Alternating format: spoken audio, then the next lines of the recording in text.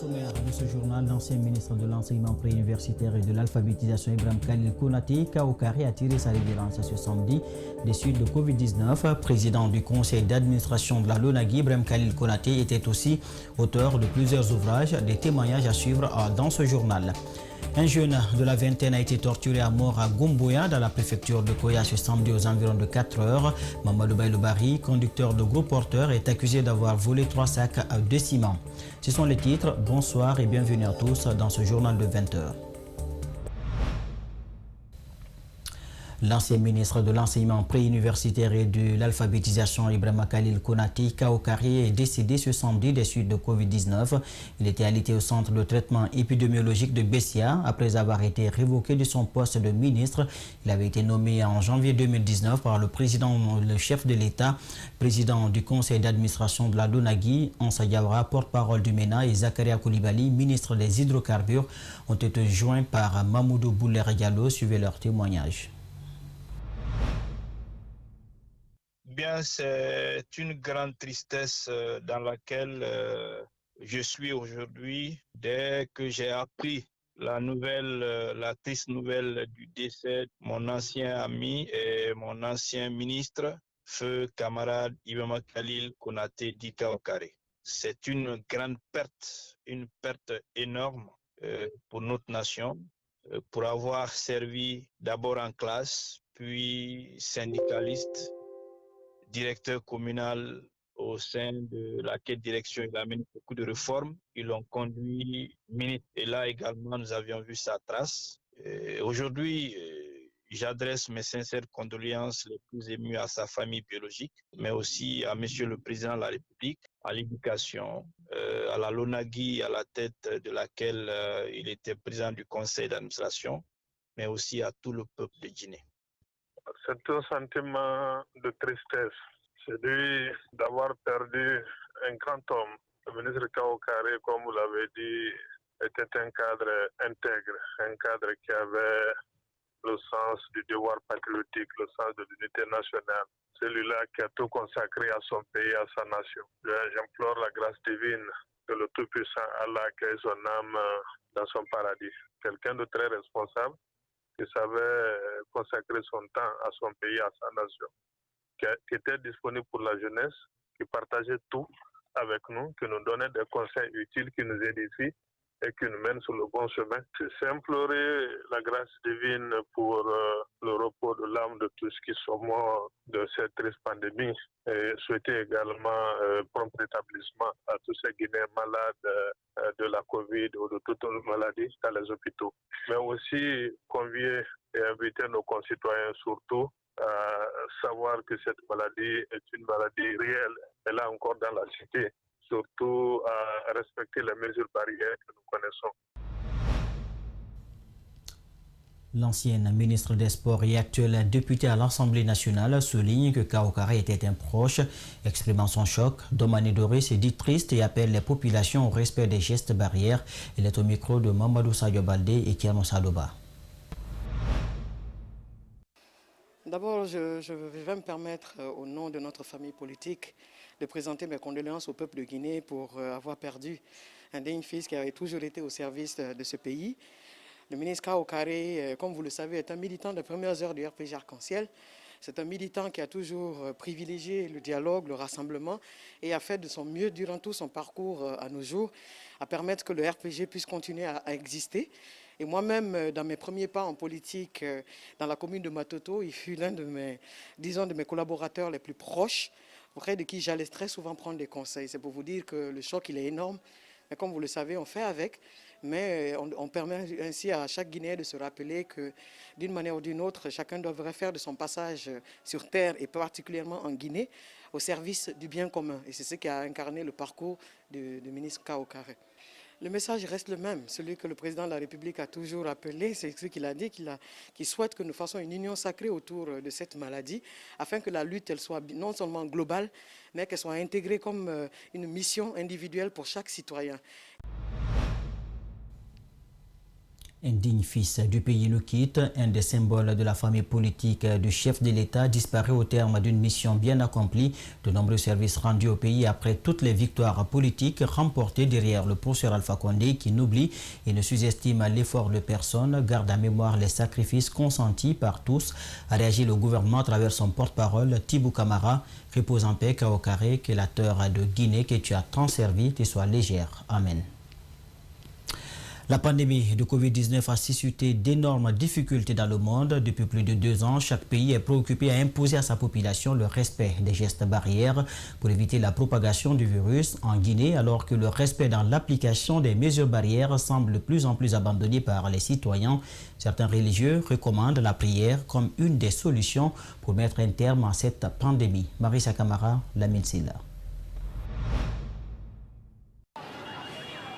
Depuis l'apparition de la pandémie du Covid-19, tous les secteurs de la vie ont été paralysés. Au-delà de la préoccupation des États pour circonscrire le virus, des particuliers font ce qu'ils peuvent pour accompagner les décideurs.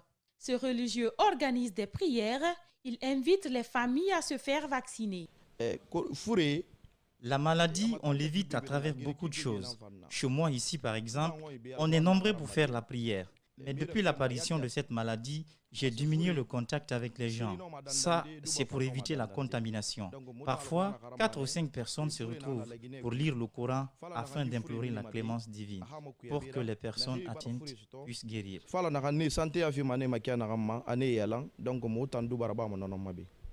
Malgré l'effort fourni par les religieux dans la sensibilisation, le constat révèle que le marché de Matoto, par exemple, 5 sur 30 seulement portent leur cache-nez. Pour cette femme marchande, le masque l'empêche de s'adresser à ses clients. C'est pourquoi elle préfère l'enlever carrément. Je devais me protéger avec la bavette, mais avec ma marchandise, je suis obligée de rester sans masque pour crier à haute voix.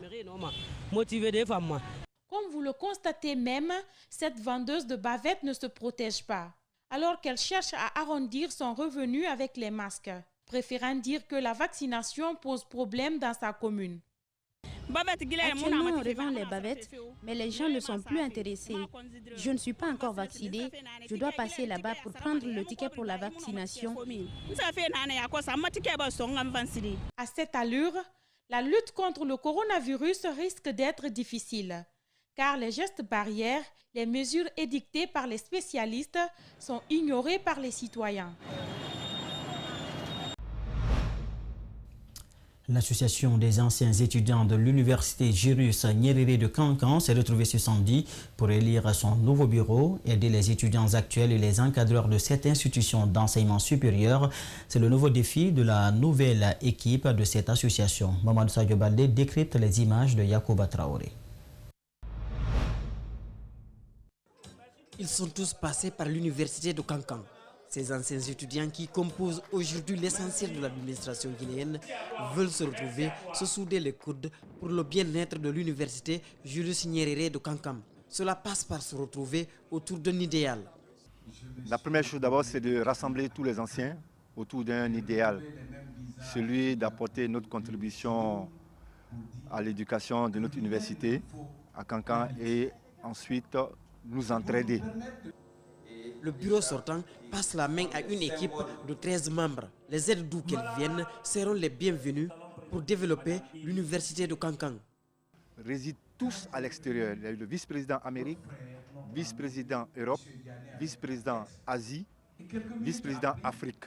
Tout ceci justement c'est pour faire appel à toutes les intelligences, faire appel à toutes les compétences sans exclusion, afin que les gens puissent vraiment apporter leur aide à notre université. La nouvelle équipe ira à l'assaut de toutes les associations de l'université afin de fédérer toutes les énergies. Les jours à venir, nous allons convoquer une convention de toutes les associations issues de l'université Julius Nyerere de Kankan. Et au cours de cette convention-là, toutes ces associations vont se donner des idées, vont se dire qu'est-ce qu'il faut faire, vont se dire comment allons-nous faire pour pouvoir développer ce que nous avons déjà acquis, pour pouvoir aider l'université, les étudiants et les membres. L'ancienne équipe ne tourne pas la page de l'association.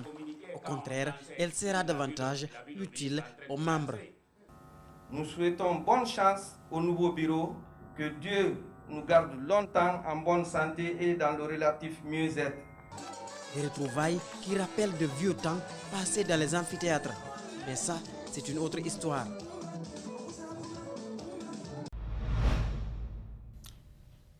Un jeune âgé d'une vingtaine d'années a été torturé à mort à Gomboya, dans la préfecture de Koya, ce samedi, dans les environs de 4 heures. Il est accusé d'avoir volé 3 sacs de ciment. Mamadou Baylebari serait l'un des chauffeurs de gros porteurs contre de la société Simaf Guinée. Mais les responsables de cette entreprise n'ont pas voulu s'exprimer sur le sujet. Fodé Bangora et Ibrahima Soure 5 Souma étaient sur les lieux. Ce chapeau, cette chemise et ces 3 sacs de ciment déballés, voilà ce que nous avons trouvé sur le lieu des drames où Mamadou Baylebari a été torturé à mort selon plusieurs témoignages. Ce drame s'est produit dans les environs de 6 heures en face du bureau du syndicat des chauffeurs de la société Simaf Guinée. Selon certaines sources, la victime a tenté de voler ces 3 sacs de ciment et la batterie de ce camion. Par contre, les proches de la victime ont une version opposée. 6 heures maintenant, c'est à 6 heures qu'on s'est réveillé. Un jeune était venu m'informer qu'ils ont attrapé quelqu'un là-bas en train de voler et ils l'ont attaché. Je l'ai demandé, il a volé quoi? Il m'a parlé du sang. Je suis allé voir, effectivement c'est mon petit Baylou, il était déjà mort. Le chauffeur du camion qui l'a tué était venu prendre des ciments. C'est là-bas qu'il a accusé mon petit de l'avoir volé. Nous reconnaissons qu'il n'est pas un voleur. D'ailleurs, c'est la première fois que j'entends une telle situation sur lui. Les syndicalistes n'ont pas donné du temps à la presse. C'est alors que les collaborateurs de la victime les accusent d'avoir abandonné leurs collègues. Un fait qu'ils qualifient d'irresponsable, voire même complice du meurtre. Les responsables des CIMAF attendent toujours le compte rendu des syndicalistes. Ils ne nous considèrent même pas. Même en cas du malaise, c'est nous qui contribuons entre nous pour sauver la victime. Il n'y a pas de dialogue entre nous.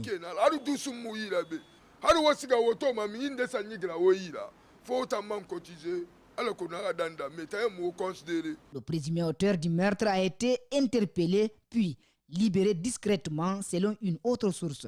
Le corps de la victime a été transporté par les services de la protection civile avant notre arrivée, confie un témoin qui ignore la destination. Du côté de l'entreprise, aucune communication avec la presse sur ce dossier, du moins pour l'instant.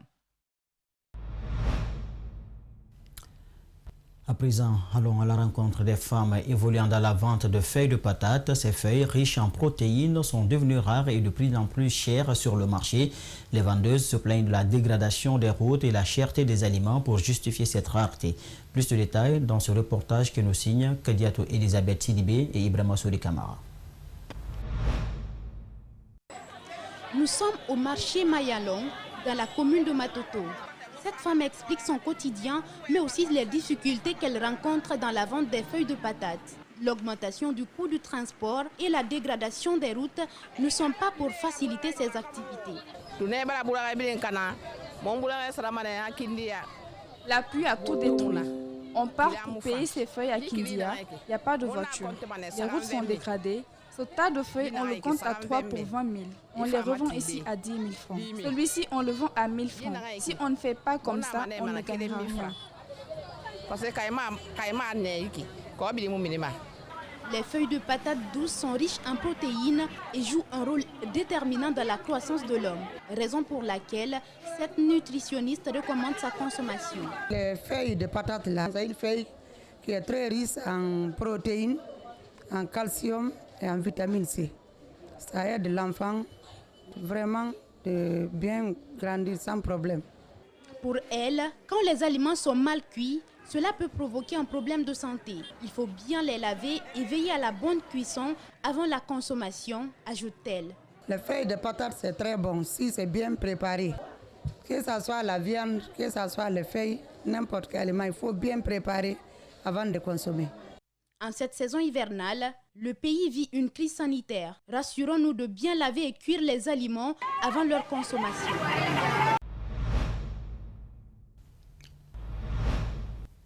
Le quartier Petit Simbaya, secteur Elhadji Younoussa, dispose désormais d'une nouvelle mosquée. La cérémonie d'inauguration s'est déroulée devant les autorités religieuses, les responsables et notabilités du quartier ainsi que les populations bénéficiaires. Ce geste d'un fils de la localité vient combler un manque qui se faisait de plus en plus sentir dans cette zone. Nos reporters Mamadou Séribari, Ibrahim Assour 5 ont assisté à la cérémonie inaugurale de cet édifice religieux. Suivez. C'est dans cette mosquée flambant neuve que les fidèles du secteur Elhadji Younoussa dans le quartier Petit Simbaya vont désormais prier. Grâce à la bonne volonté d'un donateur, ils ont une mosquée qui est la leur. Cette mosquée est composée d'une salle de prière pour les hommes, une autre pour les femmes, 2 blocs de latrines et d'un forage automatique. Cette inauguration intervient dans un contexte de crise sanitaire. C'est pourquoi les autorités religieuses invitent à plus de vigilance. Respecter les mesures qui nous ont été imposées par les autorités, c'est très important pour nous. Nous vous prions, en tant que musulmans, que nous soyons vraiment l'exemple pour le respect de ces barrières-là, pour que nous éviter les maladies. La mosquée va porter le nom d'Elhadji Kerno Alassane Ba. Le donateur rappelle que cette mosquée appartient à tous les fidèles. Les fidèles musulmans d'ici viennent de différents horizons. Il n'y a pas d'homme parfait, c'est Dieu même qui le dit. Donc, je veux leur demander pardon, tolérance et acceptation entre eux, et ce, tant qu'ils sont dans ce secteur. Visiblement contents de ce geste, les bénéficiaires s'engagent à en faire bon usage.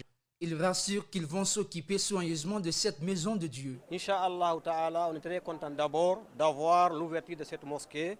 Notre mosquée, on vous assure, Inch'Allah Ta'ala, on va faire tout pour entretenir la mosquée comme ça se doit, Inch'Allah Ta'ala. Cette nouvelle maison de Dieu est la 20e dans cette zone, selon le découpage du département des affaires religieuses. Dans les prochains jours, les imams seront désignés conformément aux critères en vigueur et aux réalités du quartier. Et c'est la fin de ce journal coordonné par l'ensemble de la rédaction. Il a été dirigé à la régie par Lamine Sidibé et Salimou Fofana.